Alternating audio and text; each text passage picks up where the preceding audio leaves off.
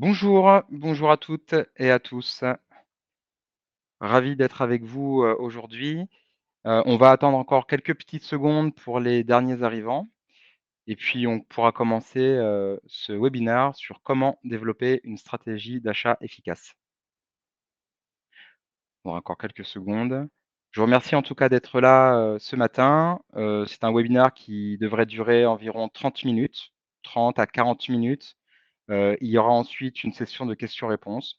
N'hésitez pas à me poser toutes les questions. Manon m'accompagne pour, également réguler, ce webinaire et organiser les questions-réponses. Donc n'hésitez pas, je serai ravi de pouvoir y répondre. On va aborder de manière plutôt, transverse, les achats d'énergie. On va pas spécialement se focaliser sur le prix. On va voir que c'est une composante, mais on va essayer d'aborder, l'ensemble des réflexions autour d'une stratégie d'achat efficace, heu, de ce qu'on peut voir aujourd'hui de la plupart de nos clients sur les marchés privés, mais aussi publics. Il y a quelques ramifications quand même qui sont intéressantes, et on vous donnera, pour nous, les enjeux clés d'une stratégie, réussie. On va pouvoir commencer. Donc je me présente, je m'appelle Benoît Villetot, je suis directeur général de Capital Energy, une société basée à Toulouse et à Paris depuis peu. Nous sommes organisés sur une partie conseil, mais aussi courtage. C'est des notions qui vous parlent peut-être, qui sont complémentaires. C'est souvent des réflexions, parfois plus poussées pour l'une, sur la partie conseil. Courtage plus orienté vers le flux, mais ça revient aussi dans les stratégies de gestion d'achat. C'est une brique. On pourra, aborder, ce sujet-là avec vous. Hem, Capital Energy, pour faire court, on est une société de 30 personnes, basée donc à Toulouse, où toutes les équipes sont, environ sur la partie pricing, mais aussi sales. On a du support en back office, et on organise des appels d'offres pour des sociétés, privées, donc publiques. Nous sommes réglementés sur la partie conseil.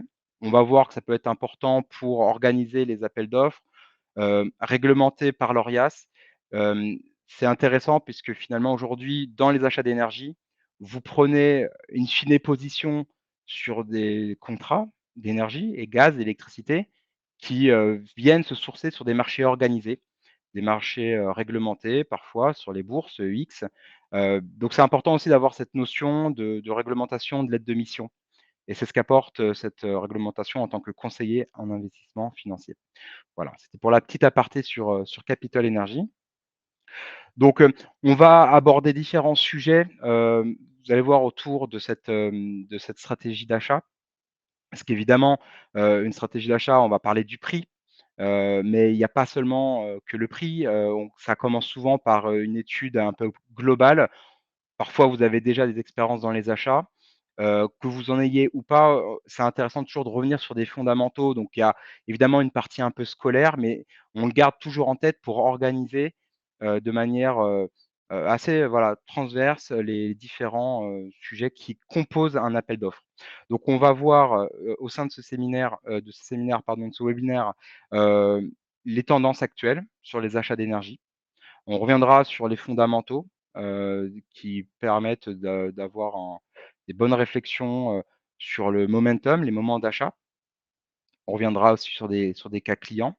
Ils peuvent être aussi nombreux que variés, mais on retrouve toujours les mêmes logiques d'appréhension, d'achat.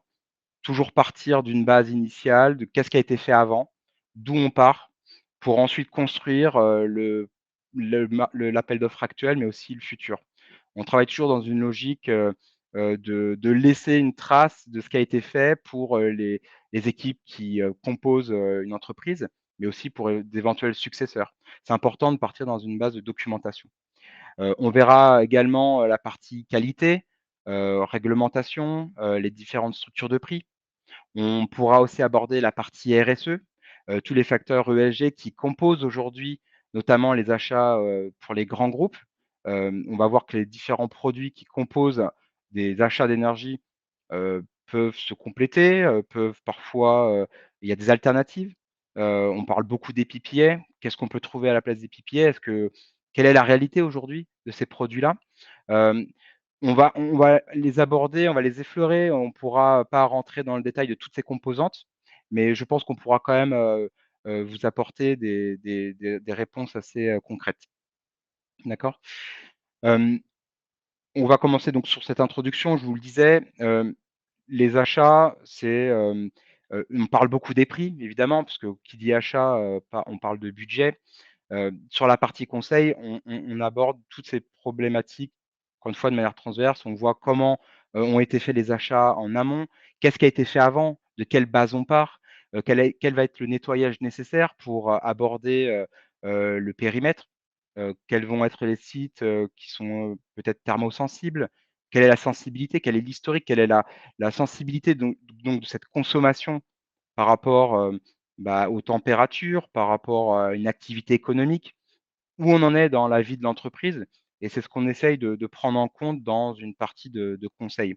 Donc il faut toujours revenir un peu aux fondamentaux et donc à cette partie scolaire comme je vous disais, comprendre un peu, qu'est-ce qui compose ce périmètre.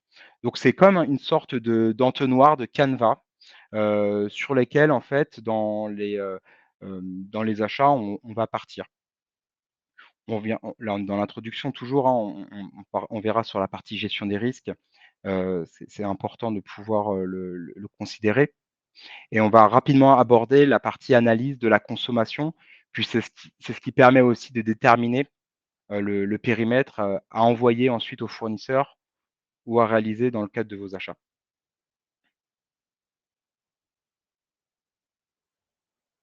Alors, au départ, lorsqu'on commence, la prise en charge d'un appel d'offres, en électricité ou en gaz naturel, sur la partie énergie, on part souvent d'une base de cadrage, où on recense les sites à prendre en compte dans le cadre de l'appel d'offres. Donc c'est souvent un travail qui peut être fastidieux, notamment pour les multisites. Quand il y a un site ou 2 sites, c'est plutôt simple.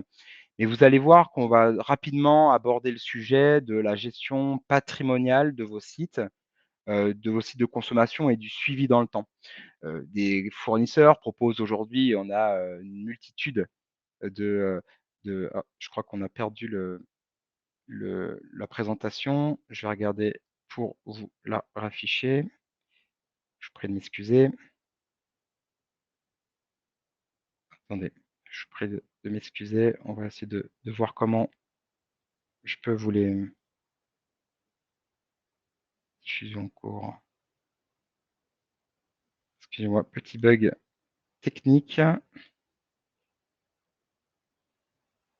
Je crois que vous me voyez bien. Je pense que c'est bon pour toi. Je pense que Manon va me donner juste le go comme quoi c'est OK, que vous voyez bien mon écran de nouveau. Je suis désolé pour cette interruption. OK. Donc on va repartir donc sur la partie patrimoniale, hein, ce que je vous disais, on va recenser les sites qui composent votre appel d'offres.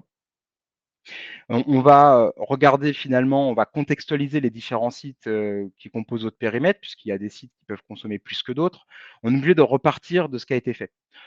Souvent, vous avez des prédécesseurs, des responsables achats, des responsables techniques qui sont chargés successivement de cette problématique et on est obligé de repartir sur un listing, encore une fois très scolaire, pour comprendre aussi comment vont évoluer ces sites dans le temps. Est-ce que vous avez l'intention de prendre en charge d'installer des nouvelles machines?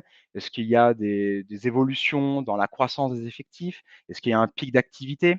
Est-ce qu'il y a une sensibilité par rapport à un événement bon, économique, je vous le disais tout à l'heure, notamment par rapport peut-être au Covid. C'est souvent des exemples qui peuvent impacter, les consommations, mais aussi peut-être, à la structuration des contrats puisque, dans la structuration des contrats, parfois, il y a des engagements de consommation. Hem, hop, je vais remettre ça. Donc vous voyez que dans la présentation, bon là c'est vous voyez, un listing Excel, comme on en a beaucoup.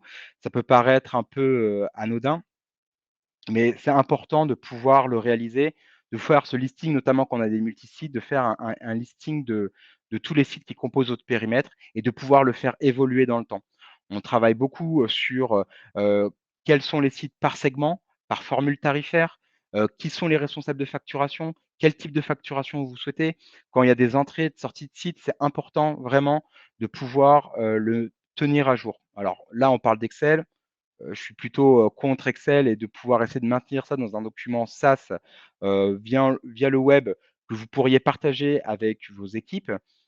Comme ça, en fait, à chaque fois qu'il y a une entrée et sortie de site, notamment avec les fonctions finance, peut-être les DAF, lorsque vous avez cette vision, sur, les sites qui doivent sortir d'un périmètre, vous puissiez vraiment tenir ce fichier à jour. Vous gagnez du temps dans les premières phases de vos appels d'offres pour pouvoir ensuite les transmettre aux fournisseurs participants et les rédiger dans le cahier des charges.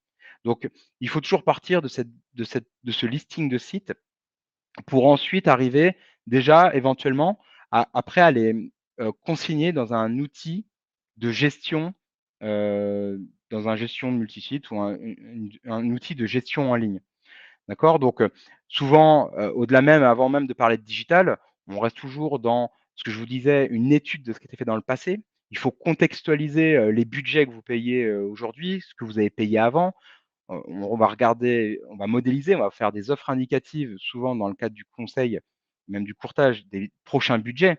Mais il faut pouvoir le mettre en exergue par rapport à ce que vous payez, sur cette année, l'année précédente, voire les 2, 3 dernières années. Comme ça, on pourra se dire quels vont être les objectifs réalisables et qui peuvent être acceptables d'un point de vue de la direction. Donc, on est obligé de partir de cette base de modélisation assez rapidement pour pouvoir contextualiser les budgets et de savoir de quoi on parle. Évidemment, je pense que souvent les équipes ont en tête les budgets, peut-être moins pour, certaines parties du technique ou, en fonction des prérogatives que vous avez. Donc, i la gestion des sites et des budgets, elle doit vous permettre de constituer un socle important dans la compréhension de la contextualisation des prochains appels d'offres. Donc, gardez-le en tête. Souvent aussi, lorsqu'on arrive à faire ce travail en amont et en fonction de votre phase de réflexion et d'avancer aussi dans les achats d'énergie, on peut ensuite parler de digitalisation, de gestion patrimoniale, comme je vous disais, de vos sites pour avoir une représentation graphique, moderne de la gestion de vos sites. C'est aussi vous affranchir quelque part des plateformes fournisseurs, pas qu'elles sont mal faites, mais vous allez voir qu'aussi dans les achats, puisque la partie prix est intéressante, il faut vous donner la liberté de pouvoir changer de fournisseur pour que, en fonction de votre cahier des charges, vous allez avoir des participants qui vont répondre à votre cahier des charges. Donc, vous partez du principe que ceux qui vont être sélectionnés, répondent à votre besoin. Donc, vous allez pouvoir vous focaliser sur l'essentiel, souvent à 60-70 de la du but, enfin des critères de notation, ça va être le prix. Donc, le fait de passer par des outils digitaux, c'est aussi vous affranchir de cette contrainte de dire: «Bah, une fois que j'ai changé de fournisseur, je perds toute ma donnée, et je dois tout recommencer à zéro».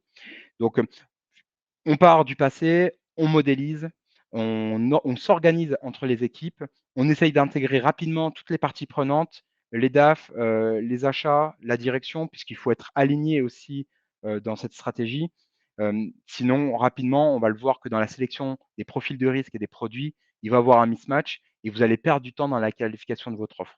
Mais déjà, si vous parlez d'un point de vue physique, gestion de votre périmètre, on parle gestion patrimoniale.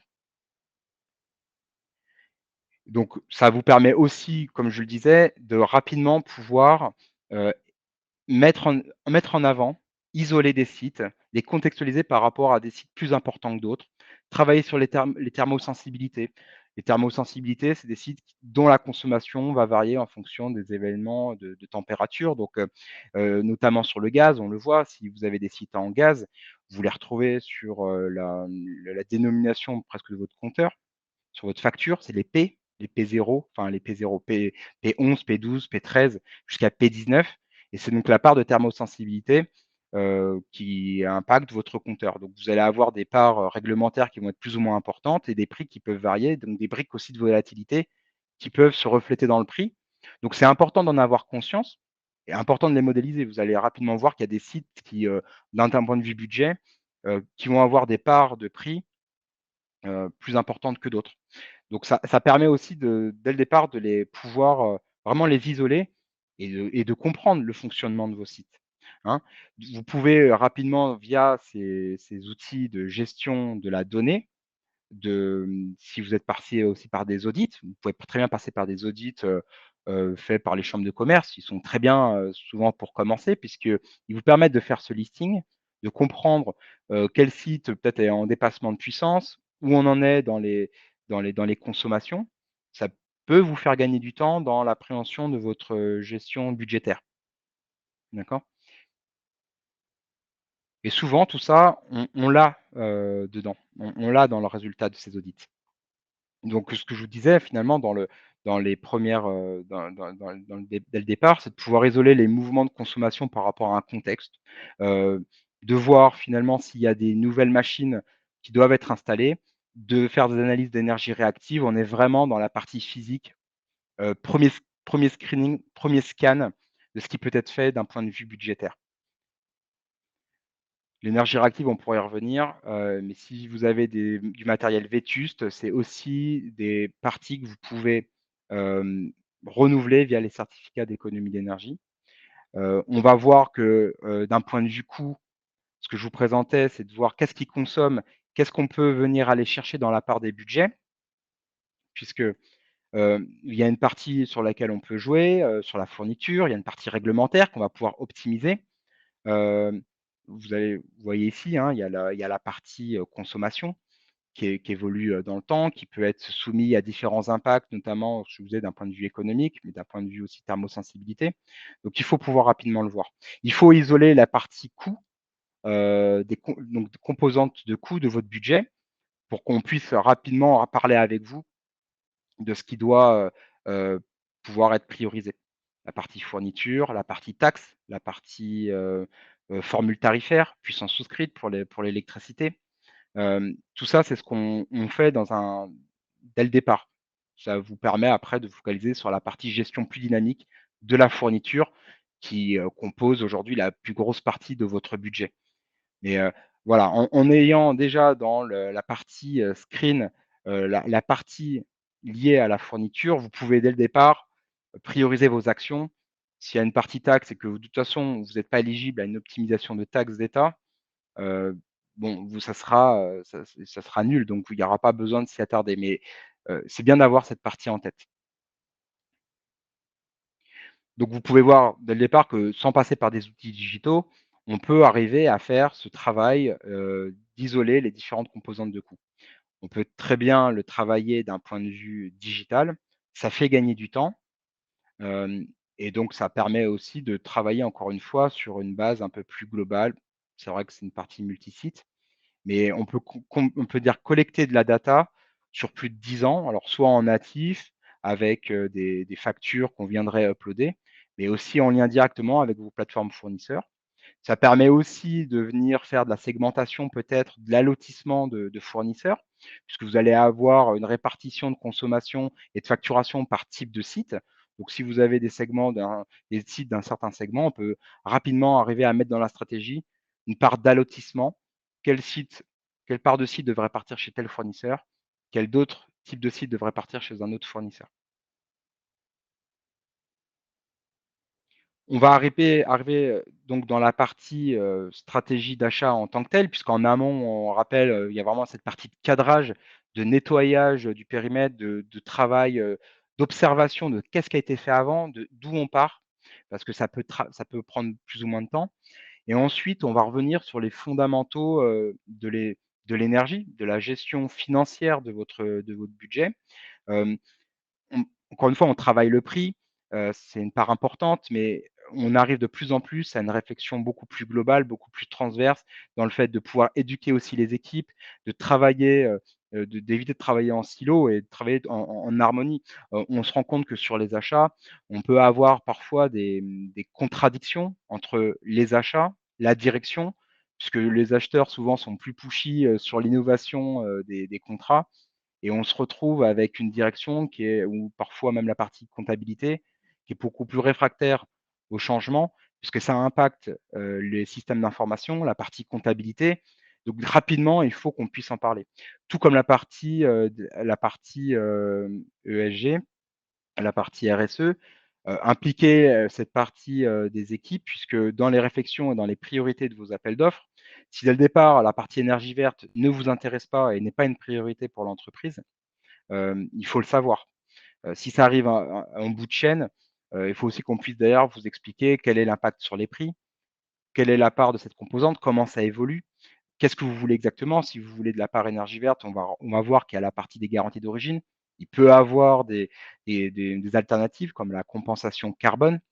Il peut avoir d'autres types de produits comme les PPA, mais dès le départ, il faut qu'on sache quelle part d'importance vous souhaitez y consacrer dans votre appel d'offres. Donc, une fois qu'on a passé cette partie cadrage, prise des besoins, on va revenir aussi sur la partie des fondamentaux. D'accord? Donc, là, on le voit, il y a évidemment l'analyse, technique, revenir aux fondamentaux. On va très vite aujourd'hui parler des outils prédictifs de l'énergie. On n'a pas de boule de cristal, mais on parle pas, c'est un grand mot, enfin évidemment, boule de cristal, ça n'existe pas, mais on est ici dans une approche de gestion des risques et ces outils-là, tout comme l'analyse technique, qui se base sur l'analyse, graphique, avec des supports, des résistances, des tendances. Ça, c'est l'analyse technique. Fondamentale, c'est revoir qu'est-ce qui compose le mix énergétique aujourd'hui en France, qu'est-ce qui impacte les prix court terme, moyen terme et qui peuvent impacter votre stratégie. Ça, c'est la partie fondamentale et l'analyse prédictive, elle est utilisée par différents outils. Donc, ce qui est intéressant, de pouvoir, intégrer, c'est différents, on va le voir après, c'est les différents providers, fournisseurs d'informations qui souvent sont utilisés par des sociétés de bureaux d'études, comme nous, enfin d'autres sociétés de consulting. C'est de pouvoir varier les sources d'informations pour ensuite vous faire une idée de comment orienter votre stratégie. Ça, c'est des points importants de pouvoir revenir sur ces fondamentaux, de venir rééduquer quelque part les équipes en fonction même de votre degré d'expérience, hein. Vous pouvez avoir une expérience dans les achats, et c'est pas pour ça qu'on peut pas revenir sur les fondamentaux ou sur une analyse technique. Parce que, les achats, c'est ni plus ni moins qu'une perception, de marché de la part d'un acteur, notamment le décisionnaire. Et c'est bien de pouvoir se faire challenger et d'arriver à se faire à se confronter à cette réalité. Les acheteurs, même, d'un point de vue trading, finalement, si vous achetez et que vous pensez juste que c'est du feeling, vous pouvez le suivre de cette manière. Mais nous, ce qu'on essaie de construire, c'est toute une réflexion stratégique pour se dire: «Bon, on analyse les fondamentaux, on analyse la partie technique». On voit par exemple que sur cet exemple-là, qu'il y a un certain support. On pourrait très bien se dire que ça touche des supports importants sur lesquels les prix ont rebondi plusieurs fois et que ça peut venir derrière apporter une sorte de rebond et de force au prix. Donc, ça, c'est l'analyse technique. On peut très bien avoir une perception différente en fonction de l'autre côté ou d'une autre type de société. Donc c'est bien de pouvoir arriver à venir le faire. Donc, les achats, vous pouvez avoir une expérience dans les achats, c'est pas pour ça que vous pouvez vous passer d'un bureau d'études parce que finalement, c'est venir vous apporter une autre type de vision, d'autres types d'informations parce que ces news, marché, elles coûtent, cher et donc l'intérêt, c'est de pouvoir, les payer à moindre coût, en tout cas de les avoir pour la partie que vous allez traiter dans le cadre de votre appel d'offres. Donc on va voir qu'il y a une partie, provider, donc il y en a plein sur l'analyse prédictive. Aujourd'hui, l'analyse prédictive, on peut se servir souvent de sociétés qui ont déjà des analyses quantitatives et des analyses donc quantitatives en interne qui permettent de travailler une méthodologie. Toutes les méthodologies peuvent être, challengées.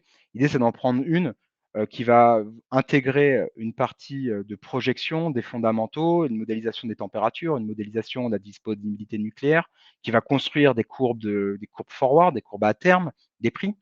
Souvent, on parle aussi des HPFC, des Early Price Forward Curve, qui sont intégrés, par les fournisseurs pour construire leur prix de contrat.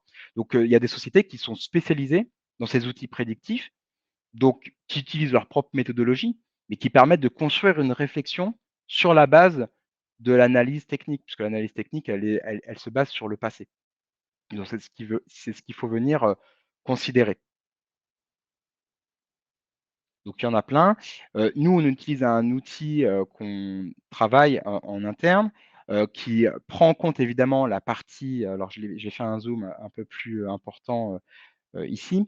Il y a une partie, historique qu'on retrouve, heu, sur la base des cours de clôture de marché, EEX, mais qui prend aussi une partie, de prévision, donc avec une méthodologie. Hem, Encore une fois, on n'en fait pas une source, à 100 de ce que ça va être de ce que va être le marché, mais c'est simplement nous mettre en alerte des orientations de marché et comment le peut venir se retourner. Donc c'est ce qu'on essaye de considérer dans ces outils. Donc vous voyez qu'ici, il y a une sorte de courbe de prix, moyen, des prévisions de prix, attendues et ensuite vous avez en bleu clair la partie des cartes types.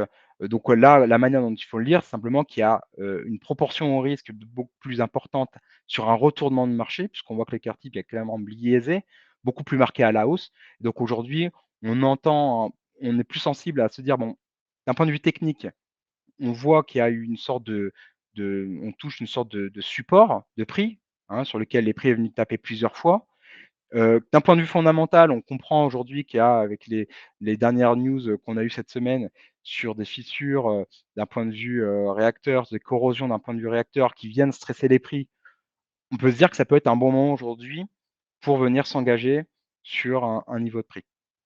Donc c'est comme ça que ça doit venir alimenter, votre réflexion sur les achats. Donc c'est bien de revenir là-dessus sur ces fondamentaux. Évidemment après sur l'identification des fournisseurs, on fait un screening. On regarde sur les fournisseurs disponibles du moment. Un courtier ou une société de conseil, elle est là pour aussi apporter de la liquidité à vos offres. Vous pouvez très bien comparer vous-même et c'est l'idée d'une première approche de conseil, c'est de venir vous aider à créer cette méthodologie, mettre les premières, phases pour ensuite construire petit à petit d'autres types de réflexions. Donc en fonction du point où vous êtes avancé dans votre stratégie d'achat, il va peut-être falloir être accompagné, peut-être souvent mettre l'accent sur un travail de nettoyage qui va prendre du temps, partir sur une réflexion plus classique d'achat et une fois que vous êtes un peu plus familiarisé, que vous avez touché du doigt des notions un peu plus techniques, on pourra travailler sur des fournisseurs qui proposent des prix parfois plus dynamiques, un peu plus techniques. Mais, on ne peut pas avoir, souvent, les avantages d'un prix dynamique avec une sécurité d'un prix fixe. C'est pas possible. En tout cas, il faut vraiment être aligné avec la direction et revenir sur ce screening rapidement des fournisseurs. Et donc les approvisionnements en énergie, c'est aussi ce qu'il faut considérer, puisque dans le screening de vos fournisseurs, il faut établir des notations de fournisseurs qui vont répondre aussi à vos critères en interne. Il y a peut-être des fournisseurs, qui d'un point de vue, RSE ne correspondent pas, à vos réflexions ou à vos prérequis. Donc c'est important aussi de rapidement les cibler, de les éliminer et de revenir sur, quel fournisseur peut répondre à votre appel d'offres et à votre direction. Oui, donc c'est d'autres types d'exemples de prédiction des prix, hein. On en utilise d'autres. Il y a plein de sites encore une fois, mais c'est bien de les coupler pour arriver à valider des niveaux de prix, des prix, et des fondamentaux. On pourra vous en donner quelques-uns, tout à l'heure.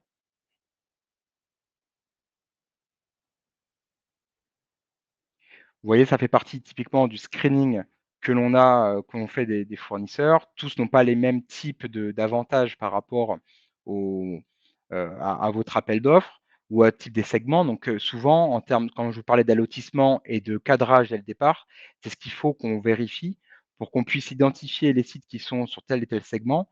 Quel fournisseur peut répondre à tel segment? Soit vous décidez par souci de praticité de tout aligner chez un fournisseur ou à la rigueur, vous pouvez très bien faire de l'allotissement pour envoyer des fournisseurs qui sont plus présents sur un segment, par exemple C5 et d'autres qui sont, plus, forts sur des segments, à courbe de charge ou voilà, des sites plus techniques. Donc c'est ce qu'on fait dans un 1er temps. Je vous parlais de la partie, RSE, ESG, sur les facteurs environnementaux. Bon, la partie, aussi, sociétale des fournisseurs, il faut aussi voir si vous êtes soumis à des critères, notamment Bicorp, RE100. Est-ce qu'aujourd'hui, bien cibler, les fournisseurs qui permettent aussi de contribuer à une meilleure notation de votre note RSE? Si votre actionnariat, par exemple, peut-être un fonds d'investissement, il y a des fonds d'investissement qui intègrent des sociétés avec, des approvisionnements renouvelables, voir comment elles les valorisent. C'est important de le voir en amont. Est-ce que finalement la garantie d'origine, qui est un mécanisme, c'est un mécanisme européen, hein, qui est réglementé.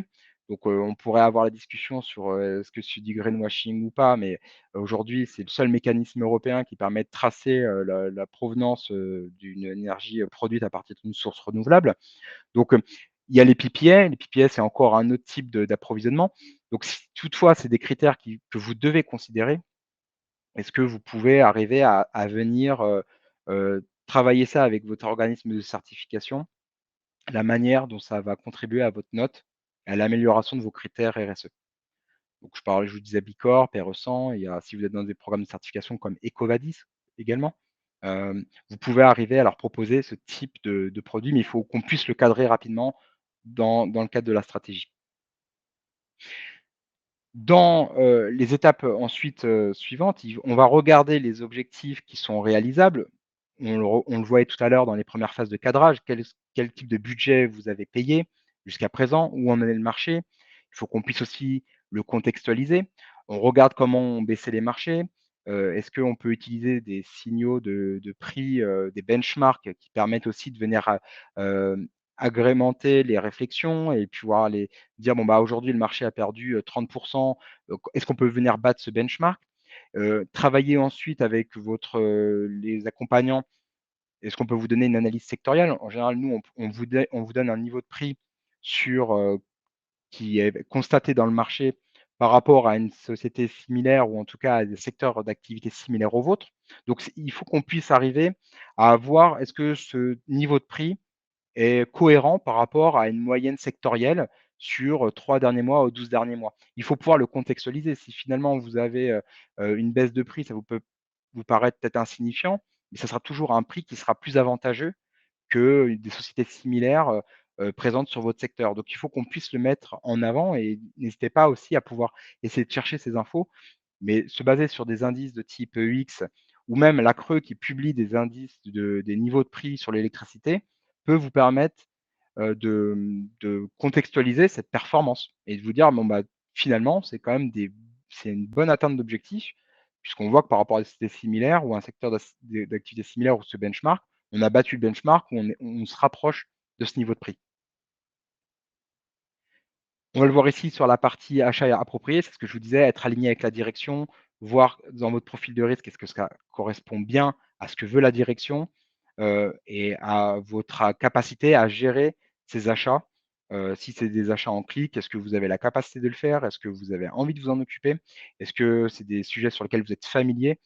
C'est important de pouvoir aussi le considérer et pas s'aventurer dans des produits qu'on ne maîtrise pas. Donc souvent, en fonction de la maturité des réflexions et de l'avancée, bah, c'est peut-être des sujets qu'on peut aborder dans le cadre de l'onboarding, de la prise de vos besoins et finalement, ce seront des produits qu'on ne viendra pas sélectionner pour votre contrat parce que c'est peut-être pas le bon moment pour vous. C'est typiquement ce que je vous disais entre les prix, fixes et les prix spot. On pourrait très bien vous dire aujourd'hui, c'est ce qu'on constate, hein, des distorsions, des spreads entre des prix long terme et des prix spot.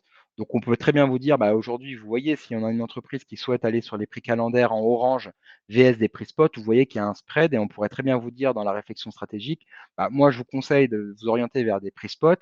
Vous avez vous êtes indexé à un marché de référence, donc vous allez payer chaque mois un prix différent. Donc ça peut peut-être bloquer d'un point de vue compta, parce qu'ils vont vous dire: «Bah, nous, faire de la réconciliation de facturation sur des prix variables, ça va être très compliqué».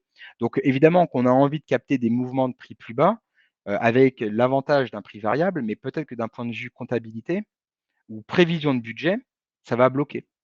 Donc il faut qu'on puisse en parler dans les phases de cadrage pour qu'on puisse ensuite le rédiger sur les cahiers des charges, pour qu'on puisse l'envoyer aux fournisseurs et qu'on compare pas des budgets à prix variable avec des prix fixes. Sinon, ça devient vite, heu, ingérable. On ne peut pas comparer et finalement dans les structurations de prix variable, vous allez avoir autant de formules que de fournisseurs et il faut vraiment s'arrêter sur un type de stratégie plutôt que comparer des formules. Parce que ça n'a pas de sens en soi. Mais toute cette réflexion d'indexation, de prix, de possibilités, il faut en discuter. Vous voyez, on pourra revenir sur ces types de spreads qu'on constate aujourd'hui sur les marchés et qui peuvent orienter une stratégie plus qu'une autre. Ça, c'est aussi les types de prix sur lesquels on vous oriente. Alors, on a peut-être anticipé sur les solutions, mais on va voir qu'aussi dans les solutions, avant d'arriver sur ce type de solution, on fait un travail d'étude d'un peu de KYC, de connaissance marché. C'est un peu lorsque vous êtes, sur vos activités personnelles, finalement, on sélectionne des produits à rendement, on vous propose souvent de tel type de produit en fonction de votre appétence au risque.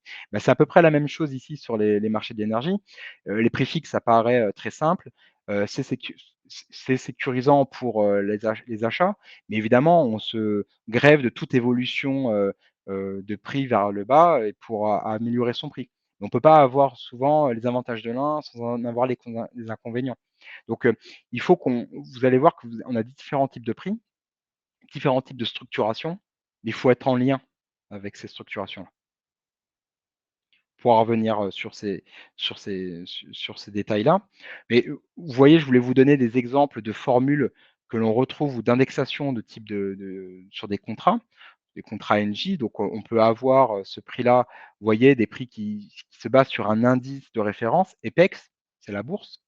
Vous avez ensuite des prix, ici qu'on retrouve, c'est la marge du fournisseur qui inclut, la volatilité et toute sa partie de gestion. Ça a l'avantage d'être transparent pour vous. Mais c'est souvent lorsqu'on est rentré dans un prix indexé, on a une facturation indexée et si vous prévoyez pas des clics ou des moyens de fixer de venir fixer un prix, c'est aussi une gestion des risques qui est assez hasardeuse puisque vous êtes complètement exposé marché et si vous ne prévoyez pas une manière de vous retourner en cas de retournement de marché, ça peut être dangereux. Donc, c'est des stratégies. C'est des stratégies différentes en fonction de votre appétence au risque et évidemment, lorsque avant de vous orienter vers ce type de formule, là, on le voit sur le gaz, hein, c'est des PEG, point d'échange gazier, Mansued, mois plus 1. Donc, c'est un indice de référence que vous retrouvez avec la marge du fournisseur. Ça vient valider une stratégie de vouloir travailler un prix à la baisse parce que vous pensez, vous avez une vue de marché à la baisse. Donc, ça, c'est aussi des réflexions qu'on a et qu'on écrit dans les cahiers des charges. Vous voyez? Donc vous avez des prix à formule qui sont parfois beaucoup plus, qui peuvent être beaucoup plus alambiqués et comparer des fournisseurs sur ce type de formule, c'est à se casser la tête et ici on vient plus valider une gestion des risques et une compréhension à peu près globale, en tout cas une ouverture de stratégie, plutôt que venir comparer une formule parce que ça va pas être possible. Mais si c'est des choses qui vous intéressent, ça existe, mais vous ça va venir réduire drastiquement aussi la liste des fournisseurs capables d'y répondre. Donc, on a anticipé les solutions proposées, mais comme je vous le disais, on arrive souvent, sur ces solutions de gestion de contrat en amont avec un questionnaire de connaissances clients où on vous pose des questions sur votre appétence au risque, sur ce qui est acceptable pour vous, sur, la stratégie de la société en termes d'innovation et de volonté d'aller sur tel type de contrat. C'est pas pour ça qu'on ne pourra pas les voir dans une approche, même de conseil ou même pour vous, vous pouvez le demander au fournisseur. Il faut que ça soit cohérent. À la fin, si on valide une approche ou une appétence au risque très faible et que vous souhaitez, va aller vers un prix variable, il y a une sorte d'incohérence.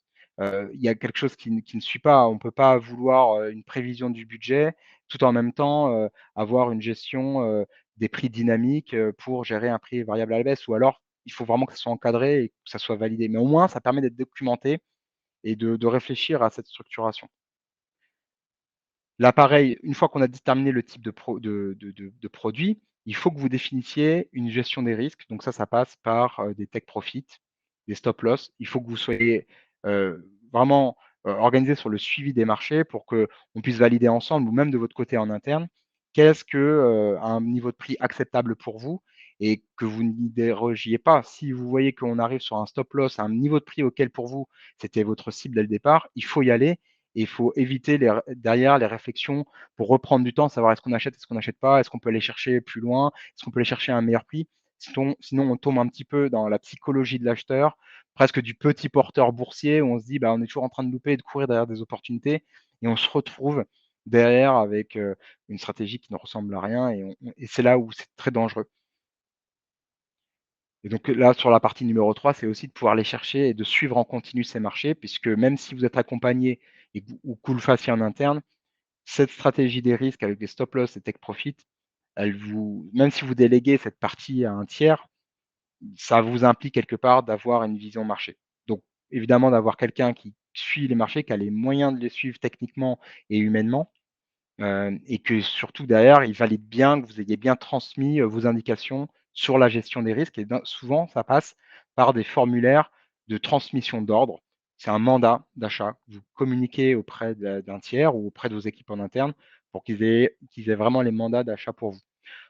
Donc les questionnaires, c'est ce que je vous posais, c'est des exemples de questions qu'on peut poser pour votre entreprise et derrière on y répond et ça vous oriente vers des proportions au risque pour votre société, basse, modérée, élevée et ça permet d'être cohérent finalement dans la sélection de produits. Ça vous rappelle peut-être quelque chose, comme je vous disais tout à l'heure, sur les sélections de produits en fonction de votre profil de risque. Évidemment, plus on arrive vers des profils à peu près, bas, de risque, plus les produits vont être, très standards, très simples, mais en même temps sécurisants pour vous. Et plus on arrive dans la qualification des produits, qui est propre, nous, à Capital Energy, mais vous pouvez avoir une classification qui est propre à d'autres sociétés. Mais même si c'est pas ça, vous passez par des tiers ou que vous fassiez en interne plutôt, essayez de pouvoir les catégoriser et de se dire que dans le tableau de comparaison des offres, vous le voyez tout de suite sur un prix fixe qui est 100 sécurisé, vs des prix variables, voire même de l'arène, où on commence à rentrer dans des profils de risque un peu plus complexes. Après, je lui parle évidemment des produits à formule qui sont de catégorie 6, l'accès marché qui devient vraiment des solutions, pour les gros industriels.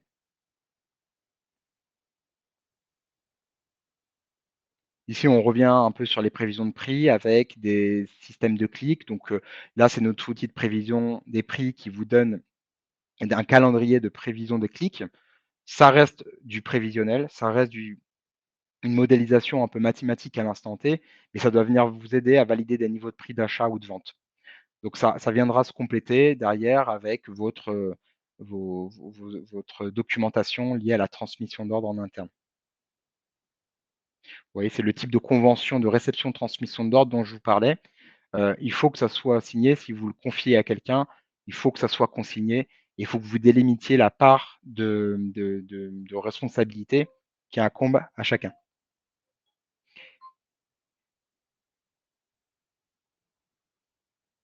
Ensuite, on était allé sur la partie 1, mais revient un peu sur cette technique un peu de gestion des coûts à l'énergie, puisque finalement, on se concentre sur la partie fourniture, mais on revient ensuite rapidement sur la partie taxe, puissance souscrite, formule tarifaire, C2E. Il faut pouvoir les analyser et on revient une fois que vous avez signé, de toute façon, sur une modélisation un peu patrimoniale de vos sites, puisque ça permet rapidement de pouvoir les suivre dans le temps et de pouvoir après rédiger les cahiers des charges même après ou pour les futurs appels d'offres. Donc on revient un peu à cette gestion, multisite comme je vous indiquais et on peut très bien le faire en amont, hein, sur les premières phases de cadrage, mais quand on se concentre sur le prix, derrière, on peut rapidement refaire une passation sur les puissances souscrites et l'idée, c'est de pouvoir, dans le cadre de votre budget, travailler sur qu'est-ce qui compose le prix, la fourniture, il y a les puissances souscrites, les formules tarifaires et d'avoir ce screen, par exemple, qu'on vous montre ici, de voir quel type d'économie vous pouvez faire par catégorie de site, en fonction aussi du montant des économies vs les niveaux de consommation de vos sites. Donc vous devez avoir ce découpage d'économies par typologie de site. Là, je vous reparlais de la partie patrimoniale. Là, c'est un exemple, par exemple, de cahier des charges que vous devez rendre aux fournisseurs, que vous pouvez travailler en interne pour arriver à venir écrire noir sur blanc ce que vous souhaitez. Ça ressemble un peu à ce que font les appels d'offres publics, mais on le fait aussi dans le privé pour venir rédiger ce que vous souhaitez, que ce soit écrit noir sur blanc, et vous viendrez sélectionner des fournisseurs qui ne se basent que sur cet appel d'offres.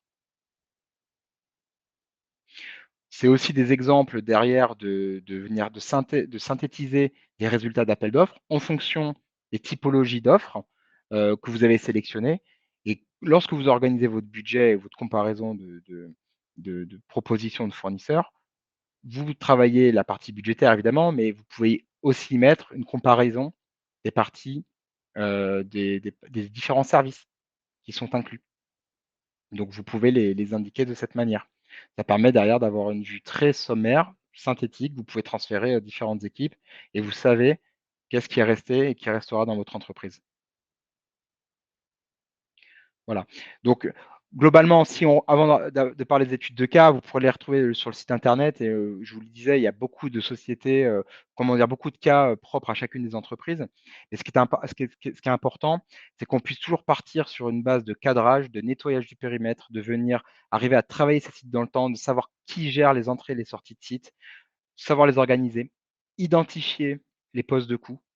Hein, savoir sur quoi on va travailler en premier lieu, aligner les différentes parties prenantes pour être en lien avec les produits qui correspondent à votre profil et ensuite, vous pouvez, transmettre ces documents, les rédiger et venir les collecter en interne pour que derrière, quand vous revenez sur les appels d'offres, vous puissiez revenir rapidement sur quels ont été les points principaux de négociation, sur quoi vous êtes axé et qu'à la fin, vous ne puissiez pas avoir c'est même pas des regrets, mais de dire, faut être cohérent. C'est-à-dire que si derrière le prix a baissé et vous dites: «Bah oui, mais les marchés, on était parti en prix fixe, c'était une erreur». Non, c'était pas une erreur parce que tout ce qu'on a vu en amont, entre l'analyse fondamentale, l'analyse technique, le cadrage du risque, ça vient valider un profil de votre société. Donc, vous ne pourrez pas retrouver, encore une fois, les avantages de l'un sans les inconvénients de l'autre. Il faut être cohérent.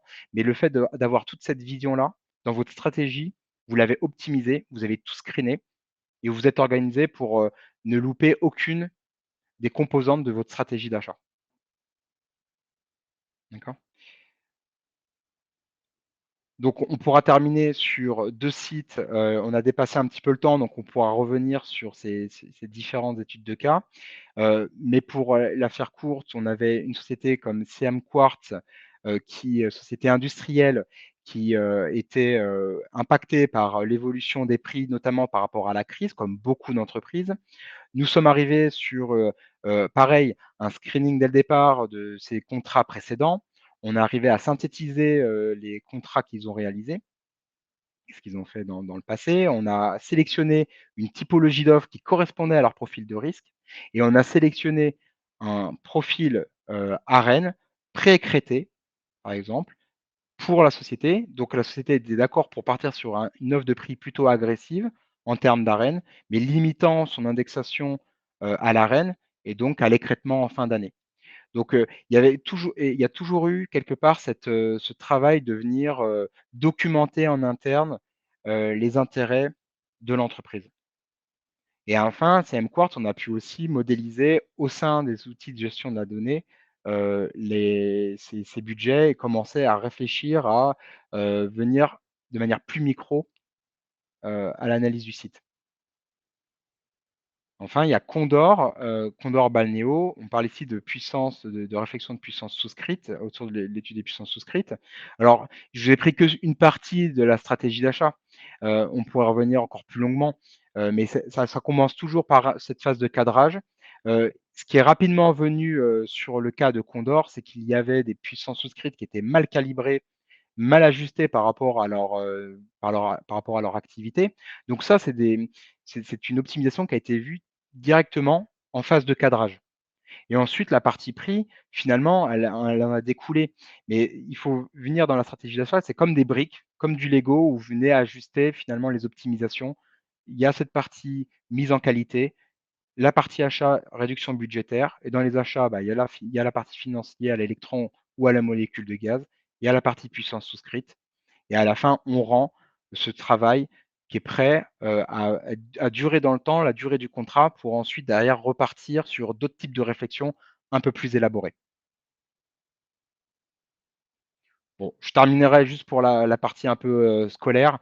C'est une bibliographie. Je pense que toutes ces informations que vous pouvez retrouver sur le marché de dérivés de matières premières, l'idée, c'est évidemment pas que vous puissiez, vous lire ces livres parce que ça reste scolaire, mais moi, ça m'a ça nous a toujours été utile dans les réflexions. C'est aussi des documentations que vous pouvez, vous approprier parce que ça passe souvent par là. On voit des acheteurs aujourd'hui qui sont quand même bien informés sur l'évolution des marchés.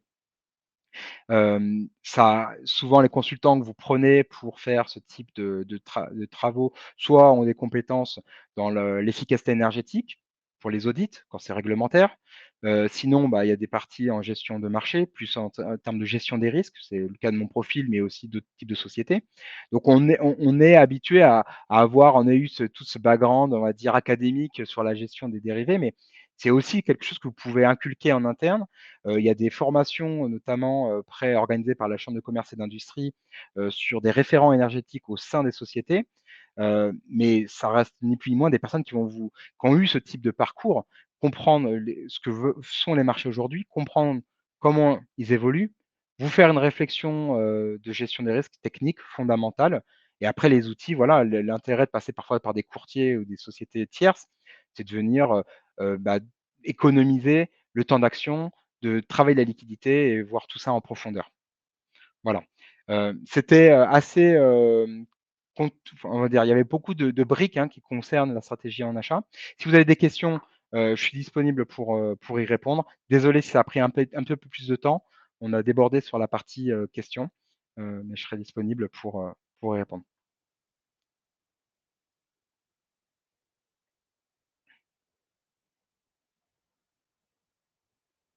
Alors, je lis, en même temps, je prends part de vos questions.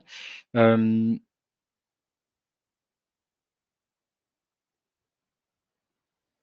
alors maintenant, je ne sais pas si tu as des questions, particulières à me pousser. Je suis en train d'en prendre part dans le chat.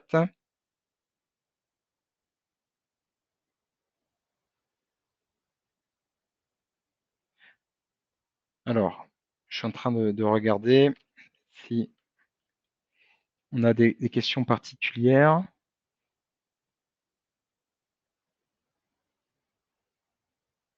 Alors, j'ai une question sur le rapport, Mintech Énergie. Alors, je vous prie de m'excuser, mais alors je ne suis pas informé de ce rapport. On pourrait en rediscuter, à côté puisqu'il y a beaucoup de rapports qui sortent en même temps, mais sur cette partie-là, ça ne ça ne me parle pas. Je suis désolé. Hem, on a une question sur la partie baisse et renégociation des contrats en 2026. Alors c'est une question qui revient souvent aujourd'hui dans les stratégies d'achat. Aujourd'hui 2026, on a cette partie liée à l'Arenh qui n'est pas connue. On voit que c'est pas encore, voté au journal officiel. On a encore des modulations de contrats qui sont en attente. On a quand même des niveaux de prix qui sont bien descendus. Donc on revient un petit peu à ce que je vous disais dès le départ, à contextualiser d'un point de vue budgétaire l'évolution des prix aujourd'hui. Si on voit que d'un point de vue budgétaire, on vient valider une baisse de votre budget sur les 3 dernières années de 50, il y a peut-être moins de questions à se poser parce que vous venez enregistrer, modéliser, vous venez capturer un mouvement de prix qui vient vous faire enregistrer déjà une baisse de budget que vous n'avez peut-être jamais connue. Donc, l'idée, c'est d'éviter quelque part la course à l'échalote, de venir chercher des niveaux de prix et d'avoir une frustration d'aller attendre un niveau de prix qui n'attendra peut-être pas. D'où l'intérêt de l'analyse technique pour valider déjà, si le niveau de prix peut correspondre, et qu'on a peu de chances d'aller chercher plus loin un niveau de prix inférieur, par exemple. C'est aussi le but des analyses prédictives. Quelle est la probabilité? On parle plus, c'est venir probabiliser le momentum d'achat. Est-ce qu'il est bon? Est-ce qu'il est moins bon? Est-ce qu'on a fait le bon choix? Et c'est derrière venir alimenter la documentation. Donc aujourd'hui, 2026, on voit que entre les prix Arenh 2025 et finalement 2026, on est très très rapproché dans les prix.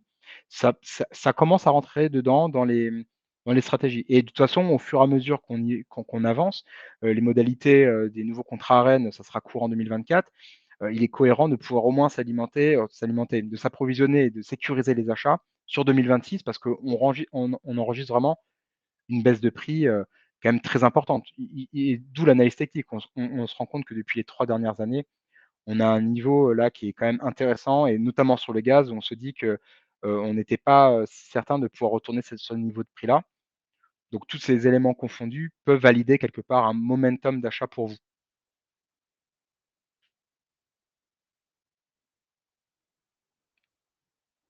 Alors s'il y a d'autres questions, Manon, je je lis en même temps.